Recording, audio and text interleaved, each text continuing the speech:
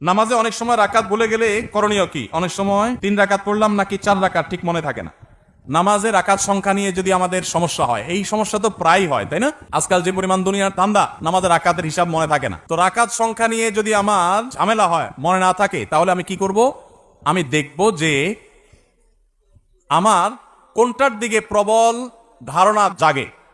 3 রাকাত আর 4 রাকাত দুইটা নিয়ে সন্দেহ হচ্ছে, আমার বেশিরভাগ মনে হচ্ছে 4 রাকাত, তাহলে আলহামদুলিল্লাহ 4 রাকাতই আমি ধরে নিব। আর যদি বেশিরভাগ মনে হয় 3 রাকাত, তাহলে 3 রাকাতই আমি ধরে নিব। প্রবল ধারণা যেটা হবে সেটা আমি ধরে নিব এবং শেষে সিজদা সাও দিয়ে নিব। আর যদি আমার 3 এবং 4 এর মাঝখানে আমি দাঁড়ায় থাকি, 50-50, 3 এর দিকেও মন আগায় না, 4 এর দিকেও মন আগায় না, 2 এর দিকেও মন আগায় না, আবার 3 এর দিকেও মন আগায় না, এরকম যদি হয় তাহলে কমটা ধরে নিন। পরিষ্কার হাদিসে নবী সাল্লাল্লাহু আলাইহি ওয়াসাল্লাম নির্দেশনা রয়েছে ব্যাপারে। যেমন 3 আর 4 নিয়ে যদি ডাউট হয় এবং 50-50 থাকেন, মাঝখানে দাঁড়ায় আছেন, কোনো দিকে মন টানে না, তাহলে আপনি 3 ধরে নেবেন। 3 ধরে নামাজ শেষ করবেন, শেষে সিজদা সাও দিয়ে দিবেন, বাস নামাজ হয়ে যাবে ইনশাআল্লাহ।